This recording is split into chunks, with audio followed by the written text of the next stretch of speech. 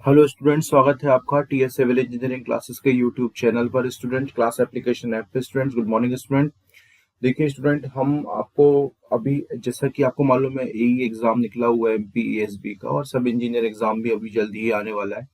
तो उसी के लिए जो ये जनरल साइंस वाला पार्ट है उसको मैं इससे स्टार्ट कर रहा हूँ स्टूडेंट। उसमें सबसे पहले मैं बायोलॉजी वाला जो सब्जेक्ट है वो स्टार्ट कर रहा हूँ स्टूडेंट। तो आप देखिएगा, पढ़िएगा, ये डेमो लेक्चर है स्टूडेंट आप सभी के लिए। और क्लास एप्लीकेशन पे मैंने कोर्स भी लॉन्च किया हुआ है स्टूडेंट, तो डेफिनेटली आप वहां पे जाके भी उसको ज्वाइन कर सकते हैं। अब देखते हैं स्टूडेंट, हम सबसे पहले यहाँ पे बायोलॉजी में सबसे पहले इंपॉर्टेंट क्या आता है स्टूडेंट, देखिएगा।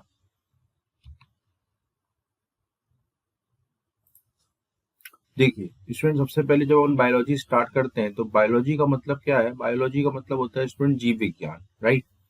और जीव विज्ञान को अगर अपन ध्यान से पढ़ें तो ये कैसे बना है, तो याद रखना ये दो शब्दों के जुड़ने से बना है। पहला होता है स्टूडेंट बायोस, एक शब्द होता है बायोस, और दूसरा शब्द होता है लोगोस। बायोस का मतलब याद रखिएगा स्टूडेंट कि बायोस का मतलब क्या है, तो याद रखिएगा बायोस का मतलब होता है स्टूडेंट लिविंग, ठीक है। बायोस का मतलब क्या होता है? लिविंग, ठीक है। यहाँ पे लिविंग, लिविंग का मतलब क्या होता है? जो जीने वाली चीजें, जीवन वाली चीजें, वो कहलाती है लिविंग। और लोगोस का मतलब होता है क्या स्टूडेंट? स्टडी, स्टडी यानी कि अध्ययन करना। तो याद रखिएगा बायो का मतलब, यहाँ पे बायोस प्लस लोगोस का मतलब क्या निकला?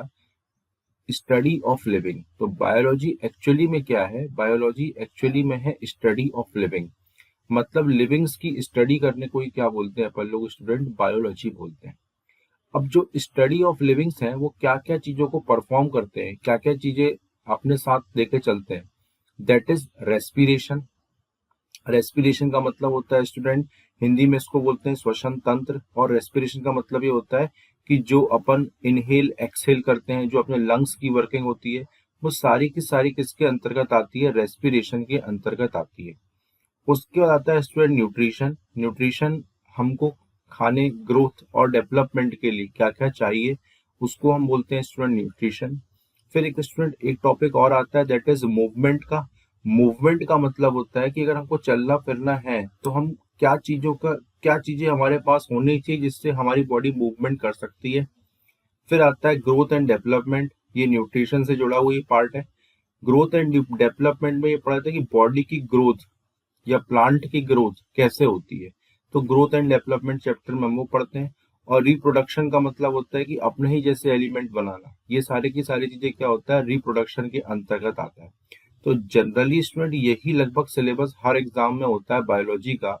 बायोलॉजी का जो भी सिलेबस किसी भी कॉम्पिटिटिव एग्जाम में पूछा जाता है वो 9th 10th एनसीईआरटी बेस्ड ही होता है, ठीक है।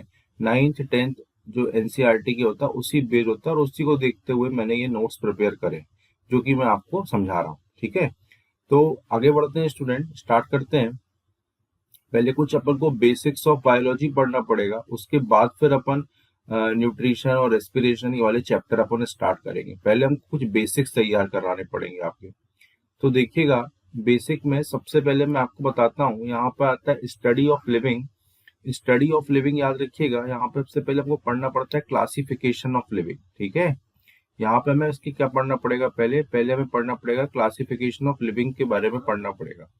अब जब हम क्लासिफिकेशन ऑफ लिविंग हम स्टडी करते हैं तो याद रखिएगा, क्लासिफिकेशन ऑफ स्टडी में सबसे पहले स्वीडिश साइंटिस्ट थे एक, उनका नाम था क्या? उनका नाम था कार्लस लीनियस। क्या नाम था स्टूडेंट? कार्लस लीनियस, याद रखिएगा, लिखा हुआ है नाम यहाँ पे। तो कार्लस लीनियस साहब ने सबसे पहले क्या करा? सबसे पहले दो भागों में बांटा, ठीक है। दो भागों में क्लासिफिकेशन करा। एक का नाम रखा उन्होंने, एक क्लासिफाइड किया प्लांट्स और एक किया एनिमल्स, ठीक है स्टूडेंट। एक हुआ प्लांट्स और एक क्या हुआ? एनिमल। और यहीं पर जब इन्होंने प्लांट और एनिमल को अलग अलग किया तो एक बुक भी लिखी हुई है। इनकी बुक का पेपर है, पूछा जाता है, कई एग्जाम का क्वेश्चन है कि कार्लस लिनियस की बुक का नाम बताइए। तो याद रखिएगा, कार्लस लिनियस साहब की बुक का नाम है सिस्टमा नेचुरा, ठीक है। सिस्टमा नेचुरा नाम की किताब इन्होंने लिखी हुई है जो कि क्लासिफिकेशन को डिफाइन करेगी, ठीक है स्टूडेंट। तो सिस्टमा नेचुरा बुक किसने लिखी, ये ऐसा भी क्वेश्चन आता है, तो याद रखना कार्लस लिनियस। फिर आता है स्टडी ऑफ क्लासिफिकेशन। अब क्योंकि इन्होंने क्लासिफाइड कर दिया प्लांट और एनिमल में, तो यहाँ पे क्या हुआ कि स्टडी ऑफ क्लासिफिकेशन मतलब क्लासिफिकेशन को पढ़ना पड़ेगा। उसकी क्लासिफिकेशन किस बुक में पढ़ेंगे, तो किस सब्जेक्ट में पढ़ेंगे, तो याद रखिएगा वो सब्जेक्ट होगा टेक्सोनॉमी। पेपर का क्वेश्चन है, वेरी इंपॉर्टेंट, ठीक है, कि स्टडी ऑफ क्लासिफिकेशन को क्या कहते हैं। तो याद रखिएगा स्टूडेंट, स्टडी ऑफ क्लासिफिकेशन कहलाती है टेक्सोनॉमी। बहुत इंपॉर्टेंट है, याद रखिएगा कि स्टडी ऑफ क्लासिफिकेशन क्या कहलाएगी, दैट इज टेक्सोनॉमी। तो यहाँ पर जब कार्लस लिनियस साहब ने इतना सब कुछ कर डाला, बुक भी लिख डाली, प्लांट एनिमल और प्लांट और एनिमल में बांट भी डाला, तो याद रखिएगा यहाँ पे फादर ऑफ टेक्सोनॉमी कौन बनेगा, तो याद रखिएगा यहाँ पे फादर ऑफ टेक्सोनॉमी भी कौन बनेगा, कार्लस लिनियस साहब ही बनेंगे, ठीक है, ये ध्यान रखना। तो ये वाला क्वेश्चन ही पेपर में पूछा जाता है कि फादर ऑफ टेक्सोनॉमी कौन है। तो याद रखिएगा फादर ऑफ टेक्सोनॉमी कौन है, तो याद रखिएगा फादर ऑफ टेक्सोनॉमी है कार्लस लिनियस साहब, ठीक है।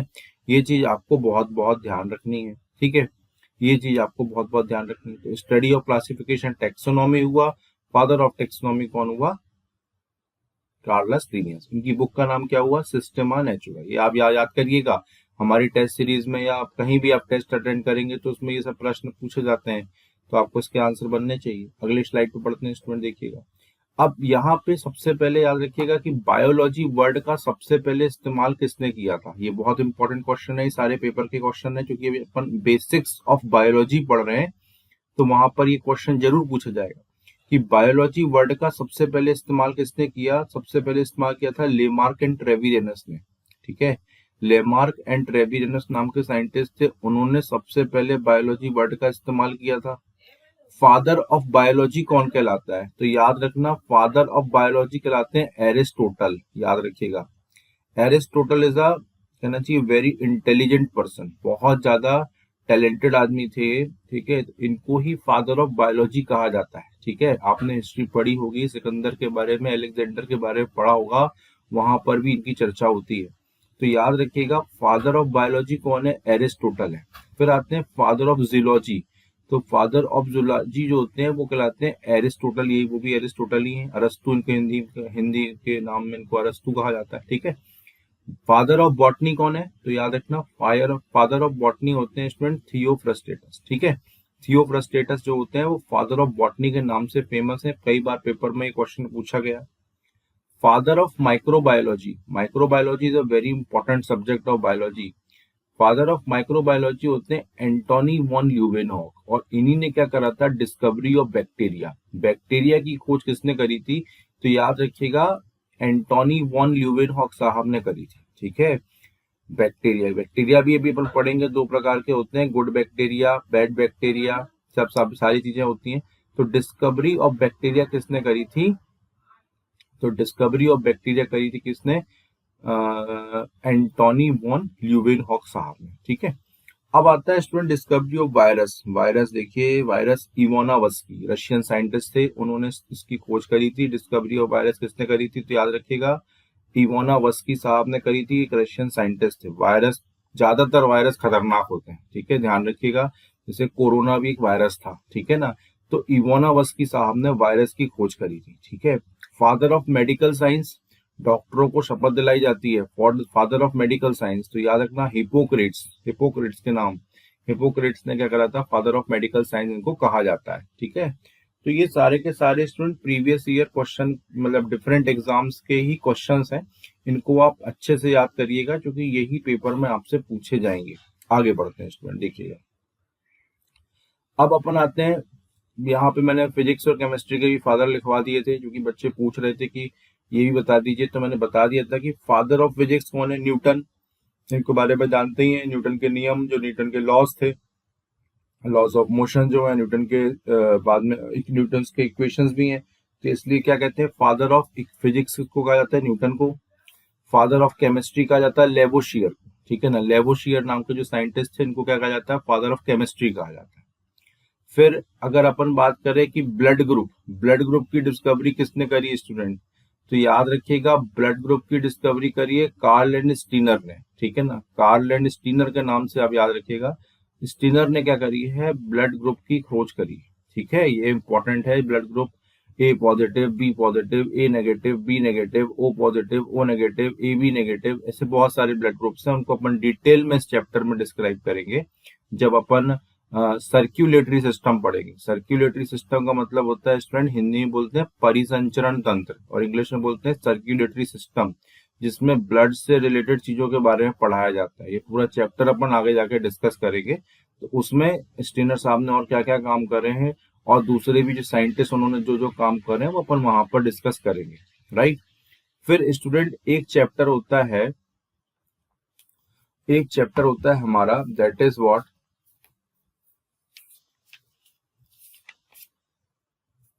Skeleton system. स्केलेटन सिस्टम में जो मनुष्य के स्ट्रक्चर का ढांचा है, मनुष्य का जो स्ट्रक्चर है कहना चाहिए, पूरा जो बोन्स है उनसे रिलेटेड पढ़ाई कराई जाती है। तो याद रखना, एक एडल्ट ह्यूमन बॉडी में नंबर ऑफ बोन्स कितने होते हैं, 206। बेबी में होते हैं 300 प्लस, ठीक है। ये आपको याद रखना है, ठीक है। ये पेपर में पूछा जाने वाला क्वेश्चन आपको बनना भी चाहिए। बहुत बेसिक नॉलेज है, बचपन से स्कूल में पढ़ रहे हैं हम लोग कि एडल्ट ह्यूमन में नंबर ऑफ बोन्स कितने होंगे, 206। बेबी में कितने होंगे, 300 प्लस। बोन्स का फॉर्मूला क्या होता है, ट्राई कैल्शियम फॉस्फेट। आपको मालूम है हड्डियों के लिए डॉक्टर कैल्शियम की दवा ही लिखते हैं ज्यादातर, आप सब इतना नॉलेज, इतना जानकार है। तो वो ट्राई कैल्शियम फॉस्फेट मतलब कैल्शियम ही है एक प्रकार से, ठीक है। तो बोन्स क्या होते हैं, ट्राई कैल्शियम फॉस्फेट है student. Biggest organ in the human body, human body का ये वेरी वेरी इंपॉर्टेंट क्वेश्चन कई बार पेपर में पूछा गया है। स्किन है, याद रखिएगा। स्किन, स्किन जो होता है वो सबसे बड़ा ऑर्गन है, चमड़ी। और स्टडी ऑफ स्किन क्या कहलाता है, तो ये आप जानते हैं कि स्टडी ऑफ स्किन कहलाता है स्टूडेंट डर्मेटोलॉजी, ठीक है। डर्मेटोलॉजी, जो स्किन के डॉक्टर को डर्मेटोलॉजिस्ट कहा जाता है, ठीक है। Study of skin dermatology. और मुझको आप बता देंगे कि स्टडी ऑफ आई क्या कहलाता है, कमेंट में लिख के बता दीजिएगा स्टडी ऑफ आई क्या कहलाता है। प्रश्न है मेरा आप सभी से कि स्टडी ऑफ आई, अगर आंखों का अध्ययन जो डॉक्टर करते हैं उनको अपन क्या कहते हैं, या उस स्टडी को अपन क्या कहते हैं, वो आप मेरे को कमेंट में लिख के बता दीजिएगा, ठीक है। फिर स्मॉलेस्ट बोन, सबसे छोटी हड्डी ह्यूमन बॉडी में कहाँ होती है, कान के अंदर होती है, स्टेप्स नाम होता है उसका, ठीक है। सबसे बड़ी बोन कहाँ होती है, तो biggest bone in the human body femur के नाम से फेमस है। फीमर कहाँ होती है, हमारी थाई बोन जो होती है उसको फीमर कहते हैं, ठीक है। फिर स्टूडेंट एक टॉपिक आता है नर्वस सिस्टम का, वेरी वेरी इंपॉर्टेंट है ना, बहुत ज्यादा इंपॉर्टेंट होता है। That is what, that is nervous system. अब नर्वस सिस्टम यानी कि स्टूडेंट हो गया हमारी पूरी नर्व, हमारे पूरा बॉडी, कंट्रोल बॉडी का कहाँ से, ब्रेन से है। एक एक नस जाके बॉडी की, पैर की नस भी जाके कहाँ, सर में कनेक्टेड है, और वो आदेश करती है तो ही नीचे काम हो पाता है, मतलब पैरों तक अपना आदेश पहुंच पाता है ब्रेन का। तो याद रखना वो सारे के सारे टॉपिक कहाँ पढ़ाए जाते हैं, नर्वस सिस्टम में पढ़ाए जाते हैं, ठीक है। ह्यूमन ब्रेन का वेट कितना होता है, 1400 ग्राम। ये पेपर का क्वेश्चन है, कई बार पूछा गया कि ह्यूमन अलग अलग होता है, सबका 1400 ग्राम नहीं होगा, लेकिन एक एवरेज वैल्यू कितनी है, 1400 ग्राम। ह्यूमन ब्रेन का वेट होता है 1400 ग्राम, ये आपको याद रखना है, ठीक है। ये नर्वस सिस्टम का टॉपिक है, आगे पूरा चैप्टर है, उसको मैं आपको पढ़ाऊंगा। याद रखिएगा ब्रेन का सबसे बड़ा भाग सेरेब्रम कहलाता है, ठीक है। ये याद रखिएगा, ये पेपर के क्वेश्चन है। तो इस वाले स्लाइड्स में हमने father of physics, father of chemistry, discovery of blood group, adult human में कितने नंबर ऑफ बोन्स होंगे, तो 206 होंगे। बेबी में कितने होंगे, 300 प्लस होंगे, है ना। बोन का फॉर्मूला क्या होगा, try calcium phosphate. Biggest organ in the human body क्या होगा, स्किन होगा। स्टडी ऑफ स्किन क्या होगा, dermatology. Smallest bone in human body क्या होगा, स्टेप्स होगा स्टूडेंट, कान के अंदर। और biggest bone in the human body होगा फीमर होगा, जो कि थाई बोन होगा, ठीक है। और ह्यूमन ब्रेन का वेट कितना होता है, 1400 ग्राम होता है। ये टॉपिक हम नर्वस सिस्टम चैप्टर के अंतर्गत पढ़ेंगे, जो भी आगे आने वाला है, ठीक है। अब आगे बढ़ते हैं स्टूडेंट, यहाँ पे एक चीज मैं आपको और बता देता हूँ। यहाँ पर एक सबसे इंपॉर्टेंट टॉपिक होता है, that is human disease. Last chapter रहता है वो हमारा। ह्यूमन डिजीज में हम डिस्कस करते हैं किस चीज का, ह्यूमन डिजीज में चीज करते हैं कि जितने भी मनुष्य को बीमारियां हैं, जैसे TB, polio, chicken pox, dengue, malaria और कैंसर, इस टाइप की जो भी बीमारियां होती हैं, उन के होने का कारण, वो वायरस के कारण हो रही हैं, बैक्टीरिया के कारण हो रही हैं, कि प्रोटोजोआ के कारण हो रही हैं, या किसी और चीज के कारण हो रही हैं, उसका जो कॉज है वो अपन पढ़ते हैं कहाँ, और इलाज भी, उसका इलाज क्या है वो ह्यूमन डिजीज के अंतर्गत पढ़ा जाता है। वो चैप्टर हम लास्ट में डिस्कस करने वाले हैं इसमें, ठीक है। अब सबसे पहले हम यहाँ पे पढ़ाते हैं आपको बॉटनी। बॉटनी में ध्यान रखिएगा, बॉटनी का मतलब होता है कि इसमें जो पढ़ाई होती है वो प्लांट्स से रिलेटेड पढ़ाई होती है, ठीक है स्टूडेंट। प्लांट किंगडम जो होता है उससे रिलेटेड पढ़ाई होती है। तो पहली चीज आती है इसमें सेल, और दूसरी चीज आती है इसमें टिश्यू। तो मैं आपको बता दूं कि सेल, सेल की खोज किसने करी थी, तो डिस्कवरी ऑफ सेल, और वो भी डेड सेल, मरा हुआ सेल, सबसे पहले किसने खोजा था, रॉबर्ट हुक ने खोजा था, ठीक है। रॉबर्ट हुक नाम के साइंटिस्ट थे, उन्होंने इस वाले सेल की डिस्कवरी करी थी। ये चीज आपको ध्यान रखना है, रॉबर्ट हुक साहब ने, वेरी वेरी इंपॉर्टेंट है। ये एक पेड़, कॉर्क के पेड़ की छाल में इन्होंने खोजा था इसको। Discovery of cell, dead cell था रॉबर्ट हुक, याद रखिएगा।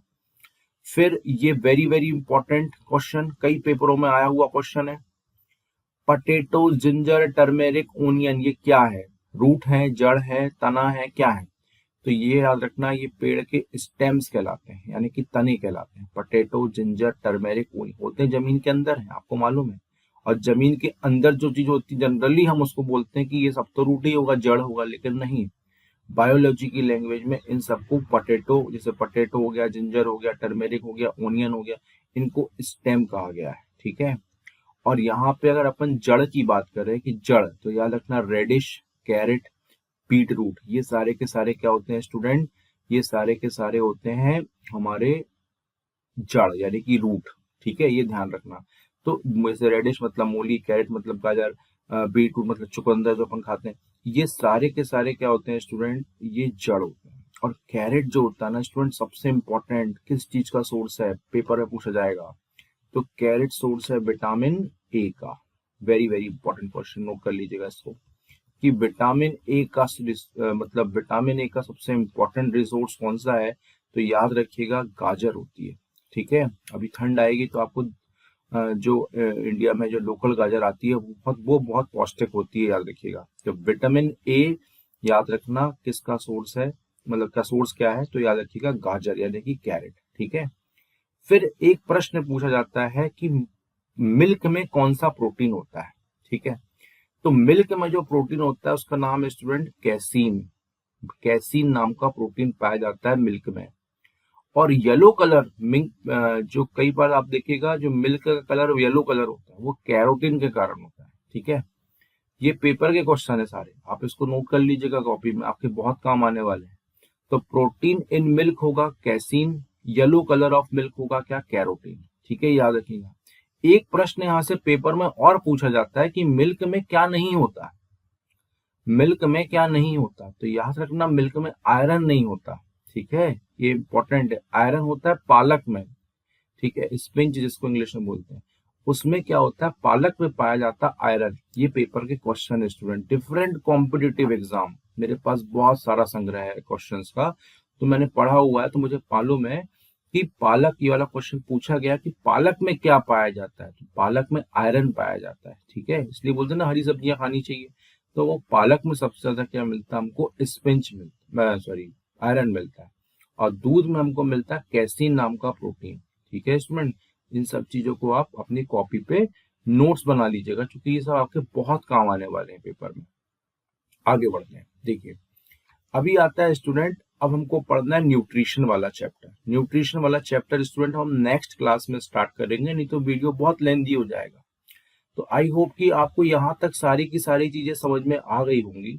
और अगर आपको लेक्चर पसंद आ रहा हो तो प्लीज आप शेयर, लाइक और सब्सक्राइब चैनल को जरूर कर दीजिएगा स्टूडेंट, क्योंकि मैं बहुत अच्छे से आपको ये पढ़ा सकता हूँ, और आप पढ़ेंगे तो आप डेफिनेटली आपको एग्जाम में इसका बेनिफिट देखने को मिलेगा।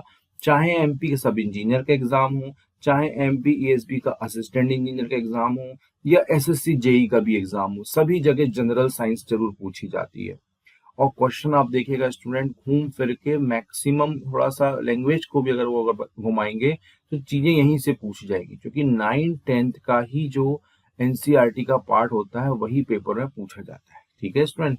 तो ऑल दी बेस्ट स्टूडेंट, पढ़ते रहिए, बढ़ते रहिए, चैनल को लाइक शेयर सब्सक्राइब कर दीजिएगा, ठीक है। और जो भी कुछ डाउट आए तो आप मेरे से इस नंबर पर संपर्क करके बात भी कर सकते हैं। नंबर लिखा हुआ, हमारा व्हाट्सएप नंबर भी यही है, ठीक है। और मिलते हैं स्टूडेंट अपन नेक्स्ट और एक बहुत शानदार क्लास में। Thank you so much student.